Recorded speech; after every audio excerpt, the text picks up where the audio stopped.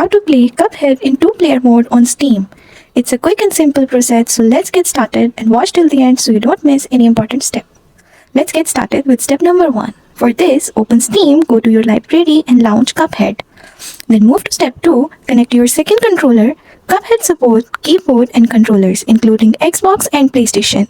You can play using one player on keyboard, the other on a controller, or 2 players with 2 controllers. Make sure your second input device is recognized by your computer. Now, once you are in the main menu, press the Start Options button on the second controller or any key if using a second keyboard.